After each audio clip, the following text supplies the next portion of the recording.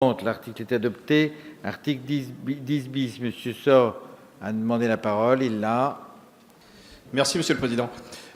En plus de respecter le calendrier de livraison de toutes les infrastructures, il est également nécessaire, et j'ose dire ambitieux, de garantir la transformation durable de certaines d'entre elles après la tenue des Jeux Olympiques.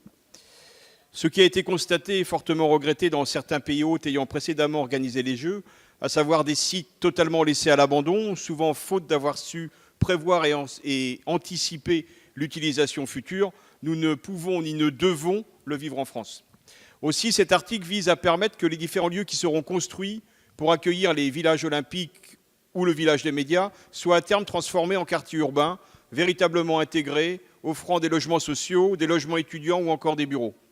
Cette proposition sera donc facilitée par l'instauration d'un permis de construire à double objet qui a été introduit en commission. Il permettra d'autoriser en même temps 2 versions successives d'une même construction, avec une version Jeux Olympiques et une version post-Jeux Olympiques et Paralympiques, de sécuriser les 2 utilisations des futurs bâtiments et également de gagner du temps en termes d'instruction technique et de reconversion. Je voulais saluer cette ambition. Merci. On va peut-être... Vous vouliez répondre, Monsieur le Ministre, vous avez la parole. Merci beaucoup, Monsieur le Président. Je me permettais juste, parce que c'est un engagement que j'avais pris en commission, d'apporter des précisions quant à l'utilisation future d'un certain nombre de bâtiments. Et donc, je profite de vos propos. Effectivement, le fait d'avoir ce permis de construire à double vocation est essentiel parce qu'on prépare d'ores et déjà l'héritage.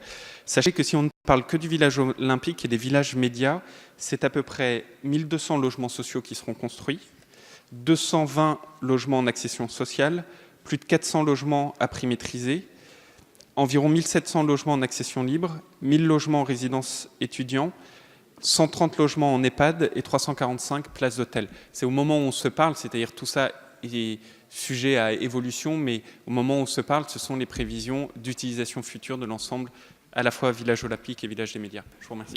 Je mets de voix l'article 10 bis, qui est pour, contre, adopté.